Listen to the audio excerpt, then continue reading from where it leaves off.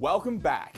Today is the second day of the Grotmas calendar, and we're diving into our next detachment. If you're just joining us, the Grotmas calendar is where GW release a new detachment for Warhammer 40k each day of December. Today's new detachment is for the Dark Angels.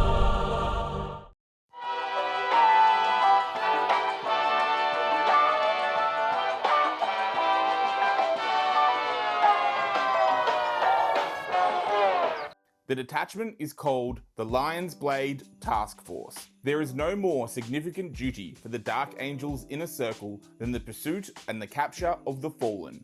A Lion's Blade Task Force combines the speed, maneuverability, and the firepower of the Raven Wing with the obdurate might of the Death Wing. The bikes, aircraft, and speeders of the Raven Wing thunder across the battlefield, smashing through enemy formations and place teleport homers in key positions behind enemy lines. Then come the Death Wing, appearing in crackling flashes of blue light to enact retribution with brutal efficiency. The detachment rule, in the Lion's Claws. Those unfortunate enough to be caught between the devastating speed of the Raven Wing and the adamantine might of the Death Wing are pinned in place and torn to shreds by their combined fury. Each time an enemy unit, excluding monsters and vehicles, within engagement range of one or more Raven Wing units from your army falls back, all models in that enemy unit must take a desperate escape test. When doing so, if that enemy unit is battle shocked, subtract 1 from each of those tests.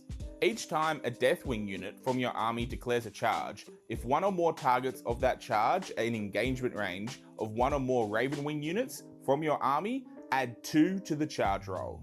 The new Dark Angels detachment rule tries to create synergy between the Ravenwing and the Deathwing, allowing Ravenwing units to pin enemies in place with desperate escape tests, while the Deathwing units gain a bonus to charge rolls, making for a combination of speed and brute force. Let's have a look at the enhancements. Calibanite Armaments for 15 points. The eldest relic weapons of the Dark Angels trace their lineage to ancient Caliban and are wielded by the greatest champions of the Unforgiven. Adeptus Astartes model only. Add 1 to the damage characteristics of the bearer's melee weapons. Lord of the Hunt for 15 points. This veteran of the Ravenwing has spent mortal lifetimes in the saddle, leading mechanized cavalry to battle on countless worlds. Ravenwing model only. The bearer's unit is eligible to shoot and declare a charge in a turn in which it fell back, and you can reroll desperate escape tests taken from models in the bearer's unit. Stalwart Champion, 25 points. Possessed of obdurate will. This warrior champion instills an indomitable resolve, an absolute refusal to cede ground within his brothers. Captain, chaplain, or lieutenant model only. While this bearer's unit is not battle shocked, add 1 to the objective control characteristics of models in that bearer's unit. Fulgus Magna, 20 points. This ancient teleport homer projects a powerful narrowband signal, enabling the teleportarium chambers of orbiting vessels to lock on to the bearer, even amongst severe atmospheric or etheric disturbances. Deathwing model only. Once per battle, at the end of your opponent's turn, if the bearer's unit is not within engagement range of one or more enemy units, the bearer can use this enhancement. If it does, remove the bearer's unit from the battlefield and place it into strategic reserves. These new Dark Angel enhancements are okay. Lord of the Hunt makes the Ravenwing more mobile with shooting and charging after falling back, though my favourite is Fulgus Magna. Put this on a character in a dangerous melee unit, like a big unit of Deathwing Knights, and deep strike them down on a backfield unit. Preferably one that's engaged with some Ravenwing to get a 7-inch charge. Wipe them out. Then you are able to pick them up again so they're not stuck there the rest of the game. Time for some stratagems. Overpowering Extraction, Strategic Ploy Stratagem. Engines roar, and teleportation flares erupt across the battlefield. Such is the din and ferocity of the Dark Angel's assault, that even the most veteran foes are given cause and cower before it. When? Command phase or the start of the fight phase. Target: 1 Adeptus Astartes unit from your army. Effect: select 1 enemy unit within engagement range of your unit. That enemy unit must take a battle shock test. When doing so, if your unit has the Deathwing or Ravenwing keyword, subtract 1 from the result. Restrictions: You can only use this stratagem once per battle round. Armor of Contempt, battle tactic, stratagem. The belligerence of the Adeptus Astartes, combined with their transhuman physiology, makes them unyielding foes to face. When your opponent's shooting phase or the fight phase, just after an enemy unit has selected its targets. Target: one Adeptus Astartes unit from your army that was selected as the target of one or more of the attacking unit's attacks. Effect: until the end of the phase, each time an attack targets your unit, worsen the armor penetration characteristics of the attack by 1.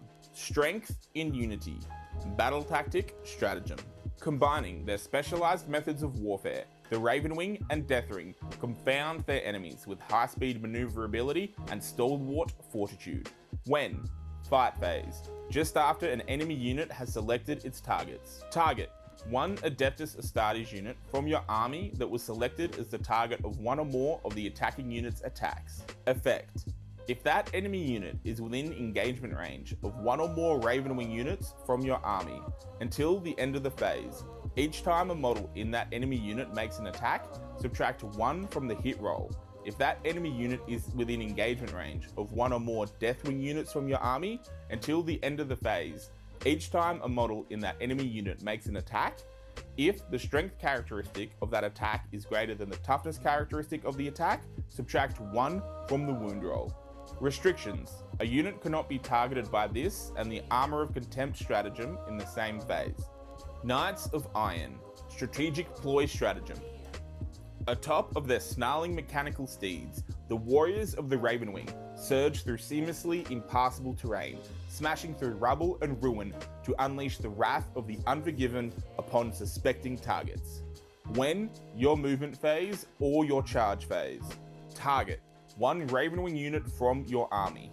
Effect: until the end of the phase, each time a model in your unit makes a normal, advance, or charge move, it can move horizontally through terrain features. Illuminating Fire, battle tactic, stratagem.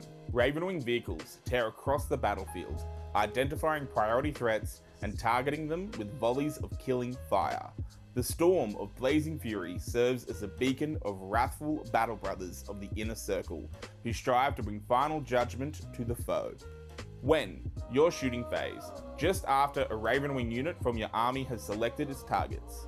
Target: that Ravenwing unit. Effect: select one enemy unit within 12 inches of your unit that was selected as the target of one or more of the attacking unit's attacks. Until the end of the phase, each time a friendly Deathwing unit makes an attack that targets the enemy unit, add 1 to the wound roll. Inescapable Wrath, strategic ploy stratagem. Dark Angel's inner circle warriors pursue the chapter's sworn foes and any who shield them with relentless endurance and determination born of indoctrinated hatred. When end of your opponent's charge phase.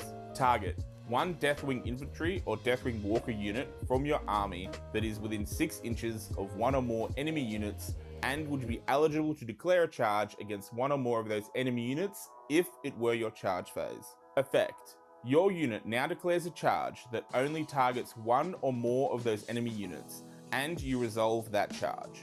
Restrictions: note that even if this charge is successful, your unit does not receive any charge bonus for this turn. These Dark Angel stratagems offer some cool buffs, like forcing enemy battle shock tests, boosting Deathwing and Ravenwing synergies, and letting Ravenwing ignore terrain. But they can feel a bit situational and might not always be the game changers that you need.